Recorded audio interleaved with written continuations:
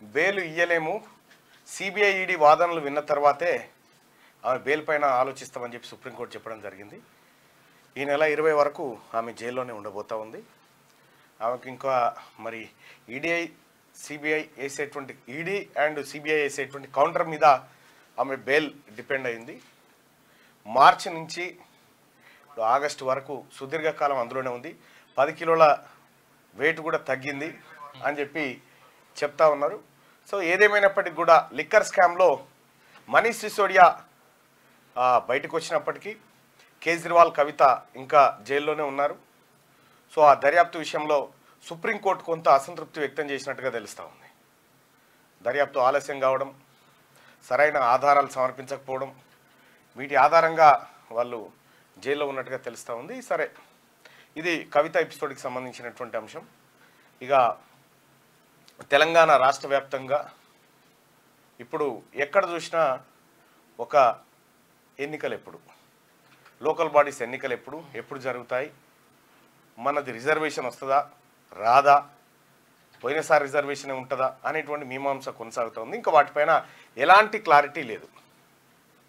So కులగణన తర్వాతే ఎన్నికలకు వెళ్ళాలనేటువంటి యోచనలో ప్రభుత్వం ఉన్నట్టుగా తెలుస్తూ ఉంది. సో మరి అది అప్డేట్ ఇంకా రావాల్సినటువంటి ఉంది. సో వెలుగు దినపత్రికలోకి వెళ్తే ముందుగా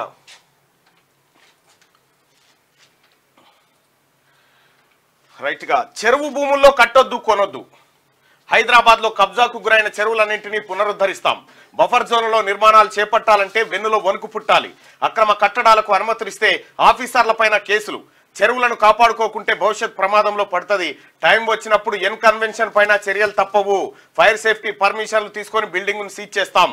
త్వరలో హైడ్రా పోలీస్ స్టేషన్ ఏర్పాటు చేస్తామని వెళ్ళడంటూ హైడ్రా అనే ఒక కొత్త సంస్థను తీసుకొచ్చి దాని ద్వారా అక్రమ నిర్మాణాలన్నిటికీ వెనక ముందు ఏం లేదు, రెవెన్యూ, పోలీసు, మిగతా యంత్రాంగం అంతా కూర్చొని స్కెచ్ గీసుడు, ఆక్రమించాలి పెట్రోల్ ఇక బుల్డోజర్ అంతే. సో ఈ రకంగా మా ముందు పెద్ద టాస్క్ ఉంది. హైదరాబాద్ చుట్టుపక్కల కొందరు బడా నేతలు ప్రభుత్వ స్థలాలను కబ్జా చేసి నిర్మాణాలు చేపట్టి ఎవరికి అనుమానం రాకుండా అందులో పేదలను ఉంచుతున్నారు. అందుకోసం ఆ పేదలకు డబ్బులు కూడా ఇస్తున్నట్టు గుర్తించాం. ఇటీవల గాజుల రామారంలో ఇదే తరహాలో 54 ఇళ్లను నిర్మించారు. వాటిని కూడా మేము కూల్చేశామని చెప్పి ఏవి రంగనాథ్ గారు చెప్తా ఉన్నారు. ఇక అక్రమ నిర్మాణాలను నిర్దాక్షిణ్యంగా కూల్చేస్తాం. హైడ్రా కమిషనర్ రంగనాథ్ హెచ్చరిక. నగరంలోని 56 చెరువులకు సంబంధించి నేషనల్ రిమోట్ సెన్సింగ్ సెంటర్ 1979 నుంచి 2023 మధ్య స్టడీ చేయగా 60% భూములు కబ్జాలకు గురైనట్టు తేలిందని రంగనాథ్ అన్నారు. మొత్తం 40.35 చదరపు కిలోమీటర్ల విస్తీర్ణంలో చెరువులుండగా ఇందులో 24.26 చదరపు కిలోమీటర్లు ఆక్రమణకు గురైందని తెలిపారు. చాలా చెరువులు 60% నుంచి 80% వరకు కబ్జాలకు గురయ్యాయని కమిషనర్ చెప్పారు. హుస్సేన్ సాగర్ కూడా 21% ఆక్రమణకు గురైందని, సరూర్ నగర్ చెరువు 56% కబ్జాల పాలైందన్నారు. తుంబలకుంట చెరువు 100% ఆక్రమణకు గురైందని, పెద్ద చెరువు 96%, నల్ల చెరువు 90%, మిర్యాలగూడ చెరువు 90%, ఇట్లా హైదరాబాద్ పరిసరాల్లోని చెరువులన్నీ కబ్జాల పాలయ్యాయని ఆవేదన వ్యక్తం చేశారు. ఈ ఆక్రమణలను అడ్డుకోకపోతే హైదరాబాద్ భవిష్యత్తు ప్రశ్నార్థకంగా మారుతుందని ఆయన అన్నారు.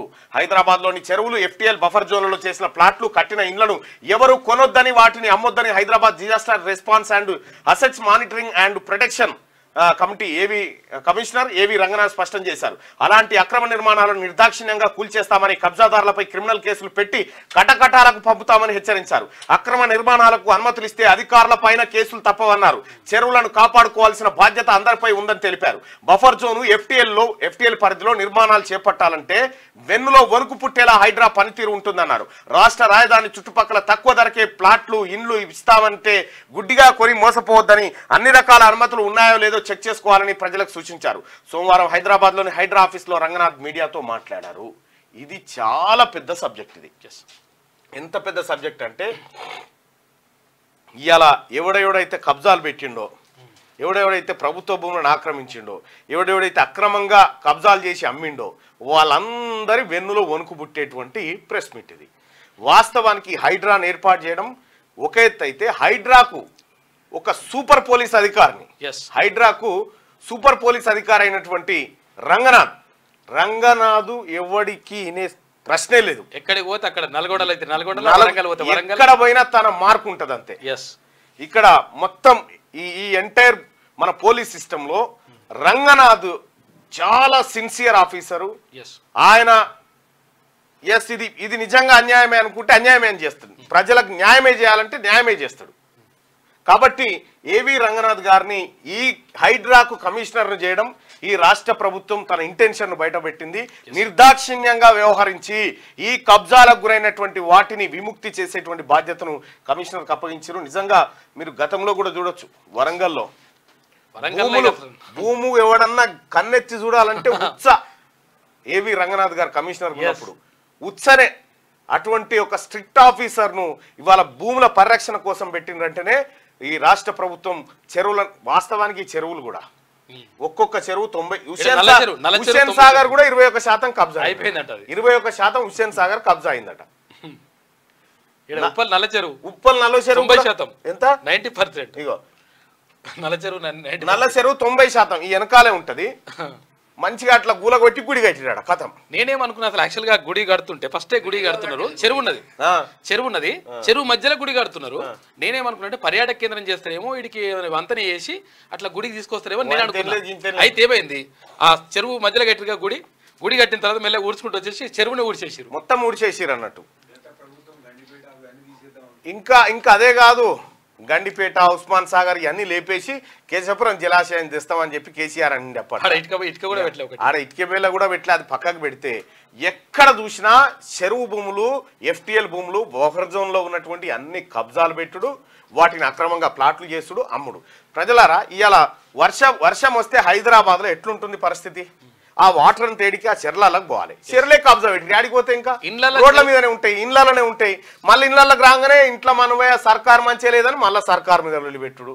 చెరువులలో ఇండ్లు కడితే ఇల్లు ఇంట్లోకి రాకపోతే ఏడికి వస్తాయి. ఇంకో గమ్మత్ విషయం ఏంటంటే గన్పూర్ చెరువును కుదబెట్టి బ్యాంకులోనే తీసుకున్నట గత పాలకుడు కేసీఆర్ గారు. అదేందో మరి నేను చూడాలి, ఎంక్వైరీ చేస్తా. అయితే విషయం ఏంటంటే ఇన్ని చెరువులు 80%, 90%, తుమ్మలకుంట చెరువు 100% కబ్జా గురైపోయింది. తూములు కూడా కబ్జా పెట్టి అనుకోరాదు. ఇక 200 చెరువులు కనుమరుగైపోయినాయి అసలు హైదరాబాద్ సరౌండింగ్ లో. మరి ఇన్ని చెర్లకు విముక్తి వస్తే తప్ప హైదరాబాదు మనుగడ సాగించదు. ఈ కబ్జాలు పెట్టినటువంటి వాళ్ళు ఎవరైతే ఉన్నారో దాన్ని కూడా ఎప్పటి నుంచట 1979 నుంచి 2023 మధ్యలో స్టడీ చేస్తారట. ఎవడన్నా కబ్జాలు పెట్టినా ఏం కథ ఈ మధ్యలోనే జరిగింది మొత్తం.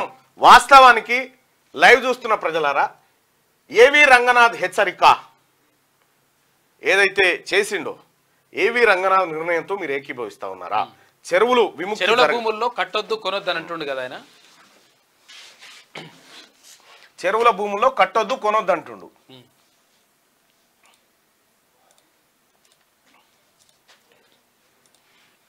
గాజు రామారం ఉంది కదా, గాజు రామారం కార్పొరేటర్ వద్దని చెప్పినా కూడా ఎమ్మెల్యే ఆన్సర్లు గాజు రామారంలో రాగమాగం ఉంది లెక్క. అవును తెలుసు, 100 ఎకరాల భూములు కథం చేస్తున్నాడా గవర్నమెంట్ భూములు.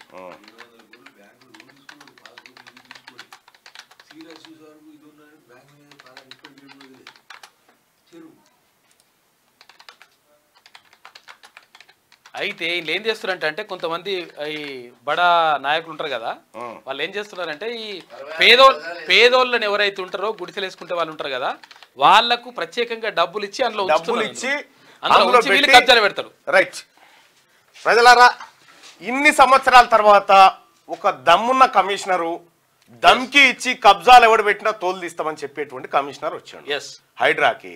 ఆ కమిషనర్ చెప్తున్నటువంటి మాట ప్రకారం ఎవడు కూడా కబ్జాలు పెట్టొద్దని చెప్తా ఉన్నాడు, పెడితే వాటిని కూల్చేస్తామని చెప్తా ఉన్నాడు, అతని మీద కేసులు పెడతాం, ఆఖరికి అధికారులు దొంగ సర్టిఫికేట్లు ఇచ్చినా కూడా వాళ్ళ పని కూడా చేస్తామని మీ పైన కూడా కేసులు పెడతామని చెప్పిండు.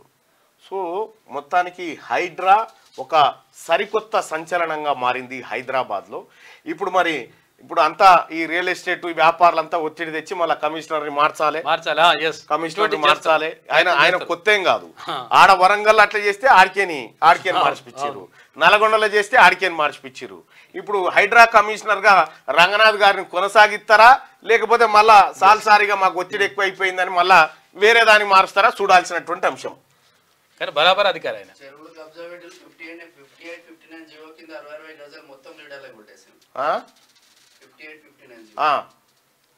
ఎస్, మార్నింగ్ న్యూస్ చూస్తున్నటువంటి మిత్రులారా ఈ లైక్ బటన్ ని క్లిక్ చేయండి. ఇక చెరువుల భూములను కాపాడేందుకు ఏవి రంగనాథ్ గారు చేస్తున్న పని కరెక్టేనా? రంగనాథ్ గారు చేసింది కరెక్టే అనుకుంటే వాళ్ళు పైన, రంగనాథ్ గారు చేసింది తప్పు అనుకునే వాళ్ళు కింద మీ అభిప్రాయాన్ని తెలియజేయండి. దయచేసి లైక్ బటన్ మాత్రం 100% క్లిక్ చేయండి చూస్తున్న ప్రతి ఒక్కరు, అలాగే షేర్ కూడా చేయండి. రైట్, ఇది ఏవి రంగనాథ్కి సంబంధించినటువంటి వార్త. హైడ్రా. ఇక రాష్ట్రంలో Hyundai testing centre, CM Revanth south Korea tour లో కంపెనీ అంగీకారం. కాకతీయ మెగా టెక్స్టైల్ పార్క్ లో కొరియన్ కంపెనీల పెట్టుబడులు. రాష్ట్రానికి రానున్న ఎల్ఎస్ కంపెనీ ప్రతినిధులు, ప్రముఖ కంపెనీలతో సీఎం చర్చలు. ప్రపంచ ప్రఖ్యాత హ్యూండై మోటార్స్ సంస్థ తన సరికొత్త మెగా టెస్టింగ్ సెంటర్ ను రాష్ట్రంలో ఏర్పాటు చేసేందుకు ముందుకొచ్చింది. భారీ ఎత్తున ఏర్పాటు కానున్న ఈ టెస్టింగ్ సెంటర్ లో ఆటోమేటివ్ టెస్ట్ ట్రాక్ సదుపాయంతో పాటు అత్యాధునిక టెస్ట్ కార్ల తయారీ సౌకర్యం, ఈవీలు కూడా ఉంటుంది. దక్షిణ కొరియా పర్యటనలో భాగంగా సీఎం రేవంత్ రెడ్డి బృందం హ్యూండై మోటార్స్ ప్రతినిధులతో చర్చలు జరిపింది. ఇక హ్యూండై మోటార్స్ అనుబంధ Hyundai Motors India engineering private limited ద్వారా రాష్ట్రంలో మెగా టెస్టింగ్ సెంటర్ ఏర్పాటు కానుంది. హైదరాబాద్ లో ఇప్పటికే ఉన్న ఇంజనీరింగ్ కేంద్రాన్ని ఆధునీకరించి విస్తరించడానికి కూడా పెట్టుబడులు పెడతామని హ్యూండై మోటార్స్ తెలిపింది. తెలంగాణలో ఇంజనీరింగ్ సెంటర్ విస్తరణతో పాటుగా కొత్తగా మెగా టెస్టింగ్ సెంటర్ ఏర్పాటు చేయడం ఆసియా పసిఫిక్ ప్రాంతంలో తమ బిజినెస్ ఎక్స్పాన్షన్ కు ఎంతో కీలకమని హ్యూండై మోటార్స్ ప్రతినిధులు పేర్కొన్నారు. ఇలాంటి అవకాశం కల్పించిన సీఎం రేవంత్ రెడ్డికి కృతజ్ఞతలు తెలుపుతున్నట్టు పేర్కొన్నారు. ప్రపంచ దిగ్గజ కంపెనీలు పెట్టుబడులు పెట్టేందుకు అనుకూలమైన వాతావరణం, ప్రభుత్వ విధానాలు తెలంగాణలో ఉన్నాయని సీఎం రేవంత్ రెడ్డి అన్నారు. హ్యూండై మోటార్స్ సంస్థ ప్రతినిధులతో జరిగిన సమావేశంలో సీఎంతో పాటు మంత్రి శ్రీధర్ బాబు, ఉన్నతాధికారులు కూడా పాల్గొన్నారు. హ్యూండై మోటార్స్ కి సంబంధించినటువంటి పెట్టుబడులు ఇక్కడికి రాబోతా ఉన్నాయి అని చెప్పి నిన్న దక్షిణ కొరియా పర్యటనలో భాగంగా ముఖ్యమంత్రి గారు హ్యూండై మోటార్స్ ప్రతినిధులతో సమావేశమైన సందర్భంగా వచ్చిన వార్త. బంగ్లాలో హిందువుల రక్షణకు చట్టం తేవాలి. బంగ్లాదేశ్లో మైనార్టీలైన హిందువుల రక్షణ కోసం ప్రత్యేక చట్టం తేవాలని ఆ దేశ చీఫ్ అడ్వైజర్ యూనస్ను హిందూ స్టూడెంట్లు కోరారు. మైనార్టీ వ్యవహారాల మంత్రిత్వ శాఖను కూడా ఏర్పాటు చేయాలని చెప్పేసి వాళ్ళు విజ్ఞప్తి చేసిండ్రు. రైట్గా పార్టీల నడుమ మెగాలొల్లి, సుంకిశాల ఘటనతో రాజుకున్న చిచ్చు. బీఆర్ఎస్ బీజేపీ కాంగ్రెస్ మధ్య మాటల యుద్ధం. ఎంక్వైరీ తర్వాత యాక్షన్ ఉంటుందన్న మంత్రి ఉత్తమ్. మెగా కంపెనీని బ్లాక్ లిస్ట్ లో పెట్టాలని బీఆర్ఎస్ బీజేపీ డిమాండ్. 10 ఏళ్లుగా మెగాను పెంచి పోషించిన రెండు పార్టీలు. లక్షల కోట్ల కాంట్రాక్టులతో అపర కుబేరుడి స్థాయికి మెగా కృష్ణారెడ్డి. భారీ మొత్తంలో పార్టీలకు ఎన్నికల బాండ్లు. 586 కోట్లు బీజేపీకి, 195 కోట్లు బీఆర్ఎస్ కు. కొన్న 966 కోట్ల బాండ్లలో సింహభాగం ఆ రెండు పార్టీలకే. ఇప్పుడు కాంగ్రెస్ ను ఇరుకున పెట్టే యత్నం చేస్తా ఉన్నారు. సుంకిశాల ఘటన నేపథ్యంలో మెగా కంపెనీ వ్యవహారం రాజకీయ చిచ్చు రాజేసింది. ఈ నెల 2న జరిగిన ప్రమాదంలో సుంకిశాల సర్జిపూల్లోని రిటైనింగ్ వాల్ కుప్పకూలింది. ఈ ఘటన తర్వాత బీఆర్ఎస్ నుంచి కేటీఆర్, బీజేపీ నుంచి ఏలేటి మహేశ్వర్ రెడ్డి కాంగ్రెస్ సర్కారును లక్ష్యంగా చేసుకుని ట్వీట్లు, ప్రెస్ మీట్లు పెడుతున్నారు. వాస్తవానికి కాళేశ్వరం, పాలమూరు రంగారెడ్డి, మిషన్ భగీరథ లాంటి పలు కీలకమైన ప్రాజెక్టులతో పాటు సుంకిశాల కాంట్రాక్ట్ ను మెగా కట్టబెట్టిందే గత బీఆర్ఎస్ సర్కార్ కాగా, ఇటీవల కూలిన సర్జిపూల్ పనులు కూడా వాళ్ళ హయాంలోనే మొదలయ్యాయని కాంగ్రెస్ నేతలు అంటున్నారు. మెగా కట్టిన కన్నెపల్లి పంప్ హౌస్ కూలి 1000 కోట్ల రూపాయల నష్టం జరిగినప్పుడు బ్లాక్ లిస్ట్ లో పెట్టని బీఆర్ఎస్ పెద్దలు, నాడు డిమాండ్ చేయని బీజేపీ నేతలు ఇప్పుడు ఓవైపు ఎంక్వైరీ జరుగుతుండగానే మరోవైపు మెగాను బ్లాక్ లిస్ట్ లో పెట్టాలని డిమాండ్ చేయడం రాజకీయ కుట్రలో భాగమేనని కాంగ్రెస్ లీడర్లు విమర్శిస్తున్నారు. ఇప్పుడు ఇదే mega Krishna Reddy company, male company, అక్కడ సుంకిశాల మొన్న కట్టింది, సుంకిశాల కూలిపోయింది. సుంకిశాల కాడ కూలిపోతే అదట కాబట్టి మెగాని బ్లాక్ లిస్ట్ లో పెట్టాలని చెప్పి డిమాండ్ చేస్తారు. మంచిదే డిమాండ్ చేయడం, కానీ ఇదే సర్జిపూల్ కూలిపోయింది కదా ఈడ. నీ కాళేశ్వరం ప్రాజెక్ట్ లో సర్జిపూల్ కూలిపోయింది, మళ్ళీ ఇదే మెగా కంపెనీ కదా. అప్పుడు ముఖ్యమంత్రిగా కేసీఆర్ ఉండే కదా, అప్పుడు వ్యవహారాలన్నీ మీ కుటుంబమే చూసేది కదా. ఆ రోజు ఎందుకు బ్లాక్ లిస్ట్ లో పెట్టలే వాళ్ళని? అలా కాంట్రాక్ట్ ఆ రోజు ఆ సర్జిపూల్ కూలిపోయినటువంటి ఘటనలో బీజేపీ ఎందుకు డిమాండ్ చేయలేదు? బ్లాక్ లిస్ట్ లో పెట్టాలని ఎందుకు డిమాండ్ చేయలేదంటే, మొత్తం 966 కోట్ల రూపాయలు ఈ రెండు పార్టీలకు మెగా కంపెనీ ఇచ్చింది. ఎవరెవరికి? బీఆర్ఎస్ పార్టీకి, బీజేపీ పార్టీకి. 586 కోట్లు బీజేపీకి ఇచ్చింది. 586 కోట్లు ఖాళీ బీజేపీకి ఫండింగ్ చేసింది. 195 కోట్లు బీఆర్ఎస్ కు ఫండింగ్ చేసింది ఇదే మెగా కంపెనీ.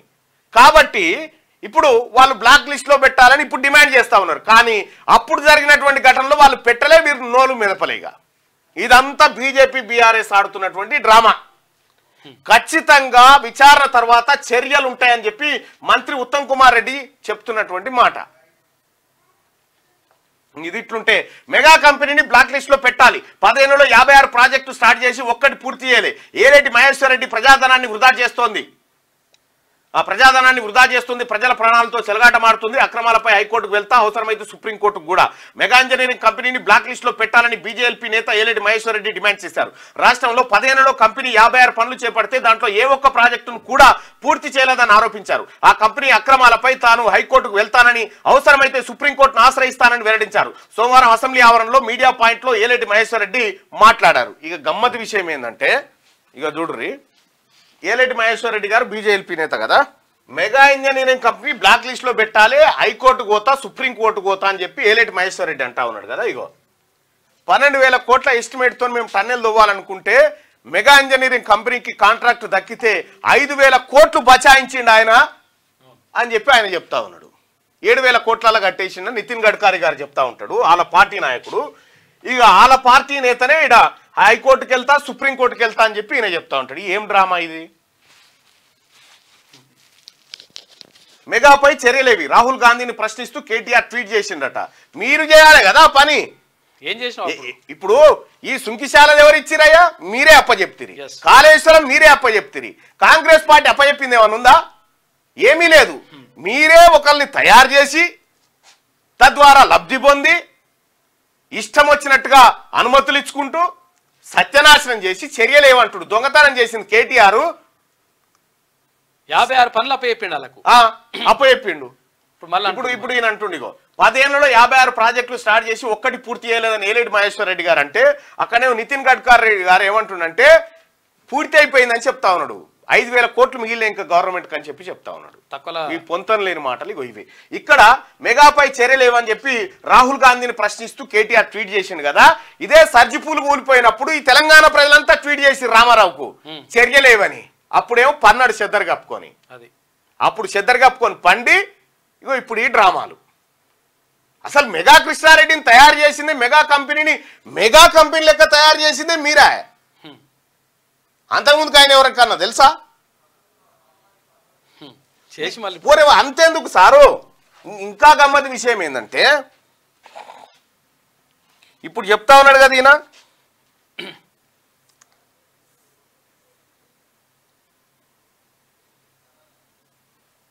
కేటీఆర్ ట్వీట్ చేసిండు కదా,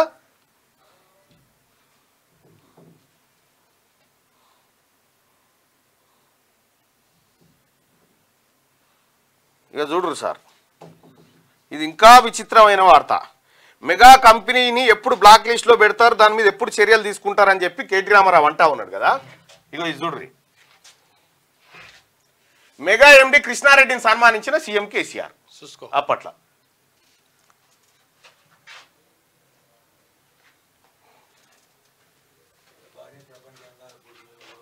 ఇగో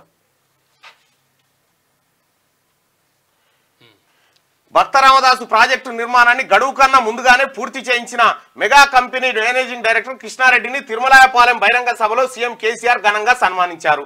పాలేరు నియోజకవర్గంలోని 60,000 ఎకరాల భూములకు సాగునీరు అందించే భక్త రామదాసు ప్రాజెక్టును శరవేగంగా నిర్మించారని కితాబ్ ఇచ్చారు. ఇగో మెగా కృష్ణారెడ్డి గారిని మీరు ఆయన సన్మానిస్తాడు, మీరు కాంట్రాక్ట్లు ఇస్తారు.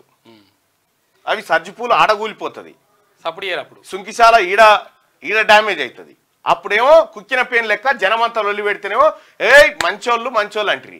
ఇప్పుడేమో చర్యలు తీసుకోవాలని చెప్పి అటు నితిన్ గడ్కరీ గారు పొగుడతాడు, ఇటు కేసీఆర్ సన్మానం చేస్తాడు. పార్టీకి 200 కోట్లు ఇస్తాడు.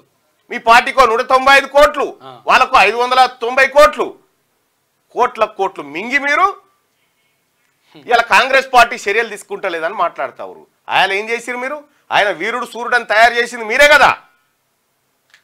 ఎట్టి పరిస్థితిలో కాంగ్రెస్ పార్టీ ప్రజాధనాన్ని లూటీ చేసినోని ఉపేక్షించదు.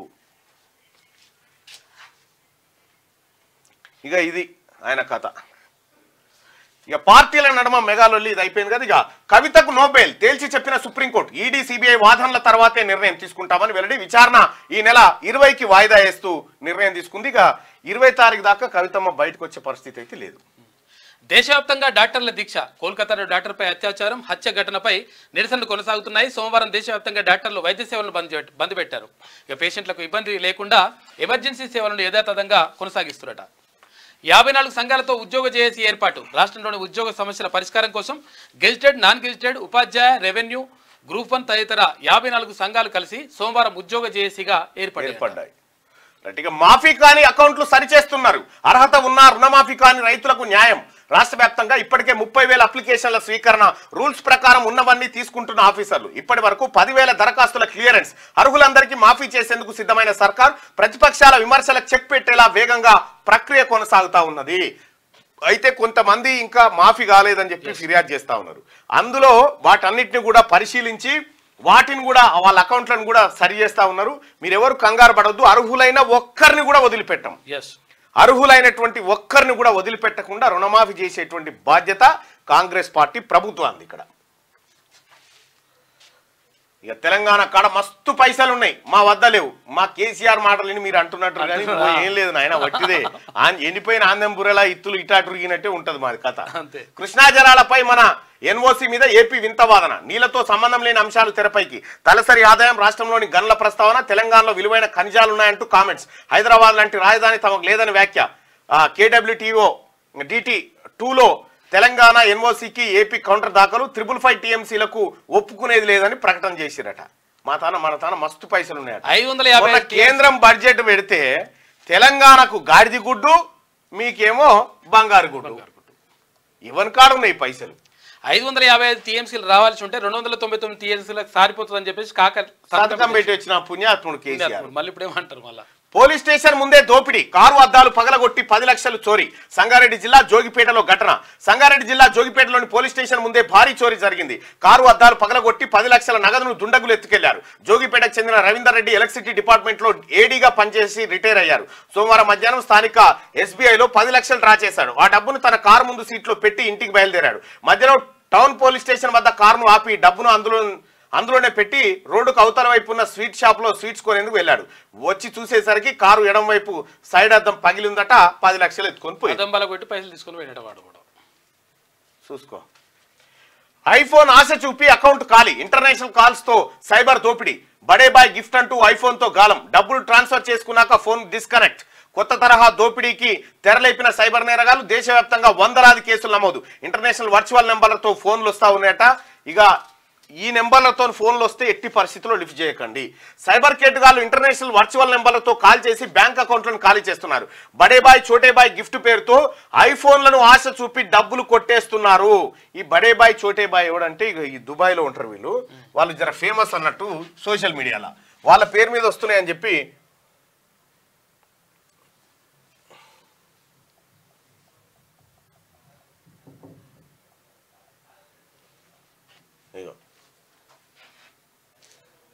వీళ్ళు బడే బాయ్ చోటే బాయ్ అని చెప్పి వీళ్ళు ఏం చేస్తుంటారంటే వీళ్ళు గిఫ్ట్లు ఇస్తూ ఉంటారు. వాళ్ళకు వీళ్ళకు వచ్చిన పబ్లిక్ వాళ్ళకి వీళ్ళకు ఏది వాళ్ళ యూట్యూబ్లో దాదాపు ఒక 50 మిలియన్ల ఫాలోవర్స్ ఉంటారు వాళ్ళకి.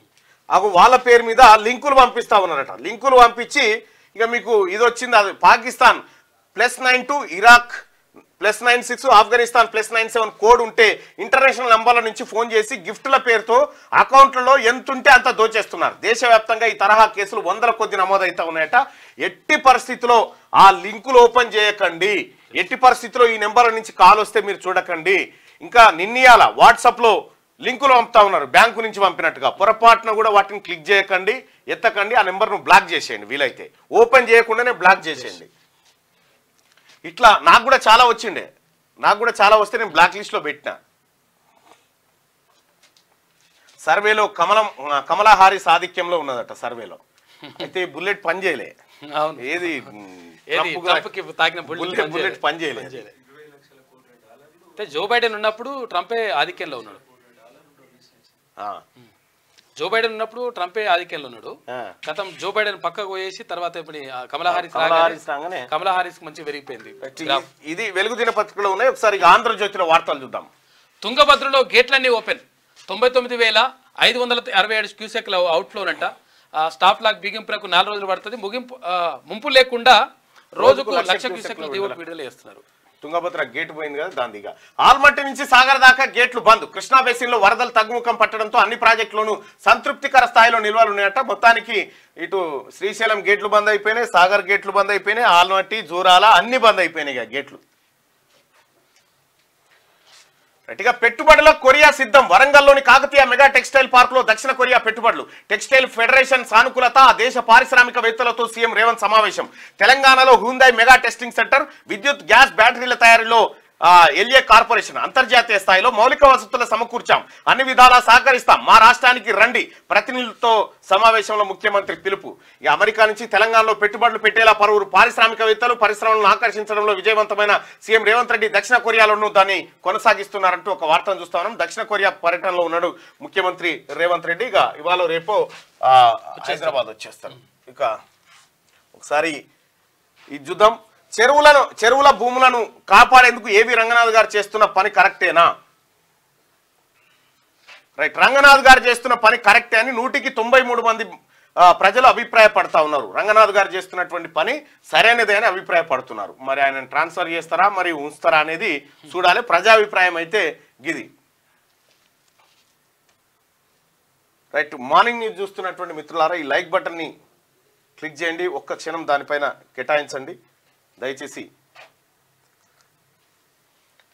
ఇక చెరువుకు రక్ష. హైడ్రా త్రిముఖ వ్యూహం. ఆక్రమణలు దశల వారీగా కూల్చివేత. మున్ముందు కట్టడి. నీటి వనరుల పునరుజ్జీవనానికి పక్కా ప్రణాళిక అమలు. హుస్సేన్ సాగర్ సహా హైదరాబాద్ లో అన్ని చోట్ల కబ్జాలే. చెరువులో 20 నుంచి 90% వరకు తగ్గిన విస్తీర్ణం. దిగ్భ్రాంతికి గురి చేస్తున్న ఎన్ఆర్ఎస్సి నివేదిక. ఎఫ్టీఎల్ బఫర్ జోన్ లో నిర్మాణాలను కూల్చేస్తాం. అనుమతులు ఇచ్చిన అధికారులు ప్లాట్లు చేసిన వారిపై కేసులు. త్వరలో హైడ్రా పోలీస్ స్టేషన్ అని చెప్పి కమిషనర్ ఏవి రంగనాథ్ అంటా ఉన్నారు. ఈ దూరం ఏమొద్దు, మా వెనకాలనే చెరువు కబ్జా అయింది. ఇలా ప్రత్యేకంగా ఎట్లా కబ్జా అయింది అనేది మీకు కెమెరా తీసుకుపోయి డైరెక్ట్ చూపిది. ఎట్లా కబ్జా అయింది, ఏం కథ అయింది అనేది ఒకసారి ఈ కబ్జాకు సంబంధించి ఇది ఎంతుండే అధికారులతో మాట్లాడి ఈ చెరువు ఎంతుండే, ఇప్పుడు ఎంత మిగిలింది, ఏం కథ అనేది 90% కబ్జా ఖతం అయిపోయింది. ముత్యాల నగరం అనే కాదు, మన హైదరాబాద్ కు లేక్ సిటీ గాను పేరుంది. 4 దశాబ్దాల క్రితం హుస్సేన్ సాగర్ సహా నగరం వ్యాప్తంగా నీటితో కలకల్లాడిన చెరువులన్నీ కూడా కాలక్రమైన కబ్జాలకు గురై కుచించుకుపోతుండడంతో హైదరాబాద్ ఇప్పుడు లేక్లెస్ సిటీగా మారుతుంది. ఎక్కడ చూసినా ఎఫ్టీఎల్ బఫర్ జోన్ లో ఇప్పుడు అన్ని కాలనీలు బస్తీలే కనిపిస్తున్నాయి. హుస్సేన్ సాగర్ వాస్తవ విస్తీర్ణం 5.97 చదరపు కిలోమీటర్లు అయితే ప్రస్తుతం 4.71 చదరపు కిలోమీటర్లే. సుమారు 1.25 చదరపు కిలోమీటర్ల మేర అంటే 310 ఎకరాల మేర హుస్సేన్ సాగర్ ఆక్రమణకు గురి. 310 ఎకరాలట. మరి కొలత పెడితే ఏడికి వెళ్తుందో, కొలత పెడితే ఎంత దూరం వెళ్తుందో. తుమ్మిడిహెట్టిపై సర్కార్ నజర్. వ్యాప్కోస్ నివేదిక పునఃపరిశీలన. దాని ఆధారంగా డిపిఆర్ తయారీ. సుందిలకు గ్రావిటీతో నీటి కొత్త ప్లాన్. తుమ్మిడిహెట్టి ఎన్డీఎస్ఏ నివేదిక అందిన తర్వాతే కాళేశ్వరం బ్యారేజీలపై నిర్మాణం. కాళేశ్వరం ఎత్తిపోతల పథకం కంటే తుమ్మిడిహెట్టి బ్యారేజీ ద్వారానే తక్కువ ఖర్చుతో గోదావరి జలాలను ఎత్తిపోయవచ్చని ముందు నుంచి వాదిస్తున్న కాంగ్రెస్ ప్రభుత్వం అందుకు అనుగుణంగా ఆ ప్రాజెక్టు నిర్మించేందుకు అడుగులు వేస్తుంది. ఎన్నికల మేనిఫెస్టోలో చెప్పిన విధంగా ఆసిఫాబాద్ జిల్లా కౌటాల మండలంలోని తమ్మిడిహెట్టి వద్ద ప్రాణహిత నదిపై బ్యారేజీ నిర్మించేందుకు సన్నాహాలను ప్రారంభించింది. ఈ క్రమంలో తమ్మిడిహెట్టిపై కేంద్ర ప్రభుత్వ సంస్థ వ్యాప్కోస్ గతంలో చేసిన సర్వే ఫలితాలను పునఃపరిశీలన చేయించే పనిలో పడింది. ఈ ఫలితాల ఆధారంగా డిపిఆర్ కు తుది రూపు ఇచ్చి అనుమతుల కోసం కేంద్ర జలవనరుల సంఘంలో దాఖలు చేయనుంది. గతంలో తమ్మిడిహెట్టి నుంచి ఎల్లంపల్లికి నీటిని తరలించాలని ప్రతిపాదించగా తాజాగా గ్రావిటీతో సుందిల బ్యారేజీకి నీటిని తరలించాలనే కొత్త ప్రతిపాదనను ప్రభుత్వం తెర మీద తెచ్చింది. తుమ్మిడిహెట్టి బ్యారేజీ ప్రతిపాదన ప్రాంతం అయితే ఈ తుమ్మిడిహెట్టి కట్టడం వల్ల తమ్మిడిహెట్టి కాడికి మీరు వచ్చినప్పుడు తమ్మిడిహెట్టి కాడికి మేమందరం పోయినాం. పోతే అక్కడ సఫిషియెంట్ వాటర్ ఉంది. అక్కడ ప్రాజెక్టు కట్టడం వల్ల ఉమ్మడి ఆదిలాబాద్ జిల్లాలో 2 లక్షల ఎకరాలకు అదనపు ఆయకట్టు వస్తుంది, కొత్త విస్తీర్ణం వస్తుంది. తర్వాత కేవలం ఆల్రెడీ 10,000 కోట్లు ఖర్చు పెట్టి తమ్మిడిహెట్టి దగ్గర పైప్ లైన్ వర్క్ అయిపోయింది, కాలువల పని. ఇప్పుడు ఒక 10 నుంచి 15,000 కోట్లు ఖర్చు పెడితే అది వచ్చి ఈ ఏలంపల్లిలో పడుతుంది. కేవలం 21 మీటర్లే భూసేకరణ కూడా జరిగింది. 21 మీటర్లు ఎత్తిపోస్తే నీళ్ళు వచ్చి నిలబడతాయి. ఇక కేసీఆర్ మహాత్ముడు పుణ్యాత్ముడు 100 మీటర్లు ఎత్తిపోసి గోడితో పోయేదాన్ని గొడ్డల దాకా తెచ్చిండు. ఇప్పుడు ఇక్కడ కట్టాల్సిందే కాళేశ్వరం ప్రాజెక్టు. 38,000 కోట్లే ప్రాజెక్టు.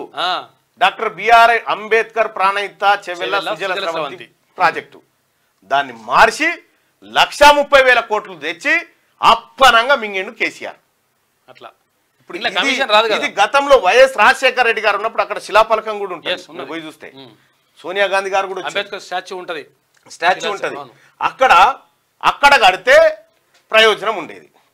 గోదావరి నీళ్లు ఎత్తి గోదావరిలో పోసుడు కేసీఆర్ ప్రాజెక్టు. అట్లా ఇవేమో ప్రాణహిత, వెనుగంగా, వార్దా నుంచి ఎత్తిపోసుడు ఈ ప్రాజెక్టు. మరోసారి ఆకర్ష కాంగ్రెస్ లోకి జిహెచ్ఎంసీ పరిధిలోని 6 ఎమ్మెల్యేలు. సీఎం రేవంత్ రెడ్డి విదేశీ పర్యటన నుంచి తిరిగి రాగానే చేరికలు. బీజేపీతో బీఆర్ఎస్ నేతలను టచ్లోకి వెళ్లారన్న ప్రచారంతో అప్రమత్తం. కొందరు నాయకులకు కార్పొరేషన్ చైర్మన్ పదవులు ఇచ్చే అవకాశం ఉందట. ఇక బీఆర్ఎస్ ముఖ్య నాయకులు బీజేపీతో టచ్లోకి వెళ్లారన్న వార్తల నేపథ్యంలో ఆపరేషన్ ఆకర్ష్ కు సీఎం రేవంత్ రెడ్డి మరోసారి పదును పెట్టనున్నారు. జిహెచ్ఎంసీ పరిధిలోని 6 డజన్ మంది బీఆర్ఎస్ ఎమ్మెల్యేలు కాంగ్రెస్ లో చేరేందుకు సిద్ధంగా ఉన్నారా? ప్రస్తుతం విదేశీ పర్యటనలో ఉన్న సీఎం హైదరాబాద్ కు తిరిగి రాగానే మరో విడత చేరికలు ఉంటాయా అంటే అవుననే అంటున్నాయి కాంగ్రెస్ వర్గాలు. వాస్తవానికి సిపిఐ ఎమ్మెల్యేతో కలిపి 65 మంది సభ్యుల మద్దతుతో ఏర్పడిన కాంగ్రెస్ ప్రభుత్వం ఎంతో కాలం నిలవబోదంటూ కేసీఆర్ సహా బీఆర్ఎస్ ముఖ్య నేతలు చేసిన ప్రకటనలతో అప్రమత్తమైన సీఎం రేవంత్ రెడ్డి ఆపరేషన్ ఆకర్ష్ కు తెరతీసిన సంగతి తెలిసిందే. ఇందులో భాగంగానే దానం నాగేందర్ మొదలుకొని 10 మంది బీఆర్ఎస్ ఎమ్మెల్యేలు దశల వారీగా కాంగ్రెస్ లో చేరారు. గతంలో 12 మంది కాంగ్రెస్ ఎమ్మెల్యేలతో ప్రత్యేకంగా శాసనసభ పక్షం ఏర్పాటు చేయించి బీఆర్ఎస్ ఎల్పీలో విలీనం చేయించుకున్న తీరుగానే బీఆర్ఎస్ కు చెందిన 26 మంది ఎమ్మెల్యేలతో శాసనసభ పక్షాన్ని ఏర్పాటు చేయించి సిఎల్పీలో విలీనం చేయించేందుకు సీఎం రేవంత్ రెడ్డి ప్రణాళిక రచించారన్న ప్రచారం జరిగింది. బడ్జెట్ సమావేశాలకు ముందే ఈ ప్రక్రియ పూర్తి చేయాలనుకున్న సీఎం రేవంత్ రెడ్డి ఆ దిశగా బీఆర్ఎస్ ఎమ్మెల్యేలతో సంప్రదింపులు జరిపారు. కొంతమందితో ముఖాముఖి సమావేశమై హామీలు ఇచ్చారు. కాంగ్రెస్ కు ప్రాతినిధ్యం లేని గ్రేటర్ హైదరాబాద్ శివారు నియోజకవర్గాలపైనే ప్రధానంగా దృష్టి పెట్టారు. ఈ క్రమంలోనే Serilingampally MLA Arekapudi Gandhi, Rajendranagar MLA Prakash Goud, Patancheru MLA Mypal Reddy వీళ్ళందరూ కూడా కాంగ్రెస్ పార్టీలో చేరిపోయారు. ఇప్పుడు ముఖ్యమంత్రి విదేశీ పర్యటన నుంచి రాగానే 6 జిహెచ్ఎంసీ పరిధిలో ఉన్న 6 ఎమ్మెల్యేలు ఇందులో చేరబోతా ఉన్నారు, కాంగ్రెస్ పార్టీలో చేరబోతా ఉన్నారు. ఇక కమలంలో కుర్చీ పోరు. బీజేపీ రాష్ట్ర అధ్యక్ష పదవికి తీవ్ర పోటీ. రేసులో ఈటల, రామచంద్రరావు. ఎత్తులకు పై ఎత్తుల్లో ఆశావాహులు. ముఖ్య నేతల మధ్య సయోధ్యలేమి. ఆచితూచి జాతీయ నాయకత్వం. కొత్త ఇన్ఛార్జ్ పైన సందిగ్ధం నెలకొందట. కమలం పార్టీలో కుర్చీ పోరు జరుగుతా ఉంది. ఎవరికి ఇస్తారు అధ్యక్ష పదవి అనేది? యూనివర్సిటీలో నాసి విద్య పడిపోతున్న ఉస్మానియా, కాకతీయ, జేఎన్టీయూ ప్రమాణాలు. విశ్వవిద్యాలయాల్లో నియామకాలు లేవు. పరిశోధనలు కరువు. ఏళ్ల తరబడి ఖాళీలు. సకాలంలో భర్తీ కాని వీసీ పోస్టులు. National institutional ranking frame work వెల్లడి. ఇక మన విశ్వవిద్యాలయాల పరిస్థితి ఇది. మొత్తం ప్రపంచవ్యాప్తంగా టాప్ 300 యూనివర్సిటీల ర్యాంకింగ్ తీస్తే ఒక్కటి ఇండియా నుంచి లేదు. ఒక్కటి కూడా లేదు ఇండియా నుంచి.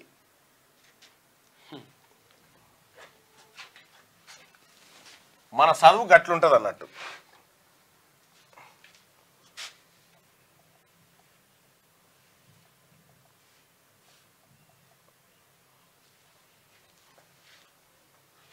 టాప్ 300లో మీరు చూడరు ఒక్కటి కూడా ఉండదు ఆడ.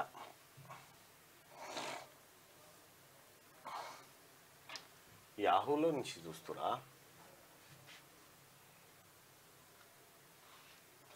అసలు ఇండియా నుంచి ఒక్క యూనివర్సిటీ లేదు టాప్ బెస్ట్ యూనివర్సిటీస్ నుంచి కానీ ఎక్కడి నుంచి కానీ. అసలు అమెరికాలో ఉన్నాయి, యూకేలో ఉన్నాయి, స్విట్జర్లాండ్లో ఉన్నాయి, బయట ఉన్నాయి, కానీ ఒక్కటి కూడా లేదు. మన ఎందుకు పనికిరాదు. ఇంకా గమ్మత్ ఏంటంటే మన దేశం నుంచి ఇవి నోబెల్ ప్రైజులు సంపాదించారుగా. ఎంతమంది? 4 వచ్చినట్టు.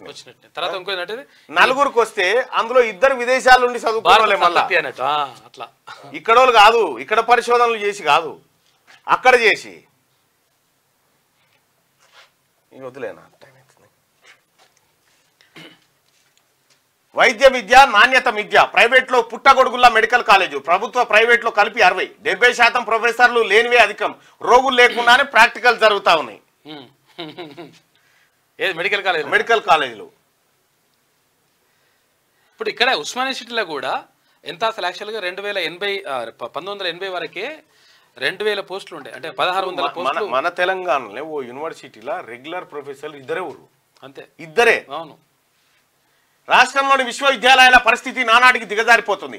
ఏళ్ల తరబడి ఖాళీలను భర్తీ చేయకపోవడం, రీసెర్చ్ కు సమృద్ధిగా నిధులు లేకపోవడం వంటి కారణాలతో యూనివర్సిటీలో నాణ్యత క్రమంగా తగ్గిపోతుంది. ఫలితంగా ఇతర రాష్ట్రాల్లోని విద్యా సంస్థలతో రాష్ట్రంలోని యూనివర్సిటీలు వాటి అనుబంధ కళాశాలలు పోటీ పడలేకపోతున్నాయి. తాజాగా కేంద్ర విద్యాశాఖ ప్రకటించిన national institutional ranking frame work ర్యాంకులు దీనికి అద్దం పడుతున్నాయి. వివిధ కేటగిరీలో ఈసారి ఉస్మానియా యూనివర్సిటీ, కాకతీయ యూనివర్సిటీ, జేఎన్టీల స్థానాలు దిగజారాయి. యూనివర్సిటీలు విద్యా సంస్థల నాణ్యతను అంచనా వేసి NIRF తాజాగా ర్యాంకులు ప్రకటించింది. ఇక వీటిలో రాష్ట్రంలోని యూనివర్సిటీలు ఇతర విద్యా సంస్థలకు చెప్పుకోదగ్గ స్థానాలు లభించలేదు. కేంద్ర ప్రభుత్వ ఆధ్వర్యంలోని IITలు యూనివర్సిటీలకి వివిధ కేటగిరీ, అసలు ఈ కేంద్ర ప్రభుత్వంలో ఉన్నాయి కూడా ఏ ఒక్కటి లేవు వాళ్ళలో టాప్ లో. వట్టిదే మన విద్యా డొల్లా బట్టి. IIT మద్రాస్ అత్యుత్తమం, 6వసారి ఈ సంస్థే టాప్. IISc బెంగళూరు ఉత్తమం ర్యాంకులు ప్రకటించిన కేంద్రం. ఇక కేంద్రానికి రాష్ట్రానికి తక్కువ చెప్పాలి ఈ ముచ్చట, ఎందుకంటే నిధులు కేటాయించేది లేదు, విద్యా వ్యవస్థను బాగుపడచేయలేదు. అందరికి ఫేక్ డిగ్రీలు అంటే దొరుకుతాయి. అది కూడా పిల్లలకు మెయిల్స్ పంపించేసి ఇప్పుడు గిడంగా వస్తా ఉంటే ఈ ప్రైవేట్ బస్సులు పెద్ద రైలు డబ్బాలు వచ్చినట్టు వస్తా ఉన్నాయి. ప్రైవేట్ బస్సులు ఉప్పల్ బ్రాంచు, పిర్జాద్ కూడా బ్రాంచ్ అని ఇట్లా బస్సులు తిరుగుతా ఉన్నాయి. గిడ బయట రేపు పొద్దుగాల ఆ వీడియోది గిడ జరసేపు కెమెరా పెడితే అర్థమవుతుంది. ఈ తల్లిదండ్రులకు కూడా నాణ్యమైన విద్య ప్రభుత్వం నుంచి అందాలి ఫ్రీగా. పైసలు ఖర్చు పెడితేనే మా పిల్లగాడు బాగా చదువుతున్నాడు మీరు అనుకుంటే ప్రభుత్వ పాఠశాలకు డొనేట్ చేయాలి. మస్తాన్ సాయి అరెస్ట్, లావణ్య రాజతరుణ్ కేసులో కదిలిన డ్రగ్స్ డొంక, వారికి ప్రమాదకర మాదక ద్రవ్యాలు అందించింది అతడేనట. విజయవాడలో విచారిస్తున్న సెబ్ అధికారులు ఇక ఢిల్లీ నుంచి డ్రగ్స్ తెచ్చి గుంటూరు, బెజవాడ, హైదరాబాద్లో ఉన్న కొన్ని హోటళ్ల ద్వారా దొందారంట. డ్రగ్స్ వ్యవహారంలో ఇప్పటికే 4గురిని అరెస్ట్ చేసిండ్రు. 26 ప్రభుత్వ ఆసుపత్రుల్లోని డి అడిక్షన్ కేంద్రాల్లో 12 ప్యానల్ డ్రగ్ టెస్టింగ్ కిట్లు ఉండాలి అని చెప్పి టీజీ న్యాప్ చెప్తున్నటువంటి మాట. ఇక చైనా ఆదేశాలతోనే రాహుల్ మౌనంగా ఉన్నాడని చెప్పి బండి సంజయ్ ఆరోపణ. బంగ్లా హిందువులపై దాడుల గురించి అందుకే ఆయన స్పందించట్లేదు.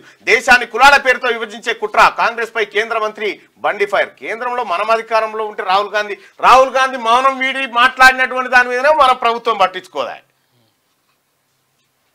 ఉరి తీసుకోండి, కోల్కతాలో ట్రైనీ డాక్టర్ పై హత్యాచారానికి పాల్పడ్డ నిందితుడి బరితెగింపు వ్యాఖ్యలు. ఆ ఘోరానికి ముందు రెడ్ లైట్ ఏరియాకు, హత్యాచారం తర్వాత ఇంటికి వెళ్లి నిద్ర, లేచాక సాక్ష్యాధారాల ధ్వంసానికి యత్నం. అతడి బూట్లపై రక్తం గుర్తించిన పోలీసులు 1 రోజుల్లో కేసును ఛేదించండి మమత, లేదంటే సిబిఐకి ఇస్తానని పోలీసులకు హెచ్చరిక జారీ చేసింది. ఇక సెబీ చైర్మన్ అక్రమ పెట్టుబడులపై కాంగ్రెస్ బీజేపీ డి. జేపీసీతో విచారణకు మోదీకి భయం ఎందుకు? మాధవి బుచ్ రాజీనామా చేయరేం రాహుల్. 20,000 కోట్లకు పైగా బినామీ లావాదేవీలు జయరాం. జేపీసీ వేయకుంటే ఆందోళనలు కేసీ వేణుగోపాల్. మాధవి వైద్యులు గాని ఇండియా ఎంపీలు నేతలు. ఆమెకు అండగా SEBI, BJP, Adani group. Soros agent గా రాహుల్ వ్యవహరిస్తున్నారు. ఆర్థిక అరాచక వ్యాప్తికి కాంగ్రెస్ కుట్ర అని రవిశంకర్. రాహుల్ సంపద 59% పెరిగింది అని చెప్పి మాలవీయ చెప్తున్నటువంటి మాట. మొత్తానికైతే సెబీ అదానీది ఏదో ఉంది. స్టాక్ మార్కెట్ లో 53,000 కోట్ల సంపదను కోల్పోయిండు నిన్న అదానీ. ఆరోపణలు వచ్చినప్పుడు తీసేయచ్చు కదా, ఎందుకు మళ్ళీ పక్క పెట్టుకొని తమాషా. అదానీ మీద, అంబానీ మీద చర్యలంటే కష్టం అబ్బా, తీసుకోలేడు. ఎందుకంటే వాళ్ళు హార్ట్ ఆఫ్ ద వాళ్ళకు కాబట్టి. సో దయచేసి మార్నింగ్ న్యూస్ చూస్తున్నటువంటి మిత్రులారా లైక్ బటన్ని క్లిక్ చేయండి, షేర్ చేయండి. అలాగే ఇక్కడ చెరువులను, భూములను కాపాడేందుకు ఏవి రంగనాథ్ గారు చేస్తున్న పని కరెక్టేనంటే రంగనాథ్ గారు చేసింది కరెక్టే అని చెప్పి 93% మంది అభిప్రాయపడతా ఉన్నారు. ఇక మరి ప్రభుత్వం ఎలాంటి నిర్ణయం తీసుకుంటుందో, మరి ఆయన మీద ఒత్తిడి చేసి తప్పిస్తారా ఏంది? ప్రెస్ మీట్ పెట్టిన తర్వాత నాకైతే ఆందోళన అనిపిస్తూ ఉంది. ఇంత స్ట్రిక్ట్గా ఉండొద్దు సార్ ఇక్కడ ఉండాలంటే. సో దయచేసి లైక్ బటన్ని క్లిక్ చేయండి. ఇక మిగతా వార్తలు మిత్రులు అందిస్తారు.